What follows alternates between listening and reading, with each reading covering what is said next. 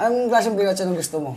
Basta ipakita mo sa akin, pag mali yan, out ka na dito. Hindi, wag mo na ubaran, nakaubad na. Hindi na ako bida. Oo. O ano, bubuka mong gano'n, no? Pagbuka. Di na agad. Yung kain agad, butang ina, balit yan eh. Gano'n ka kumain ng balot? Dalawang kamay? Oo, yung bubuka mo gano'n eh. Binalawang kamay na rin. Balot? Bubuka mo yung dalawa, gano'n. No?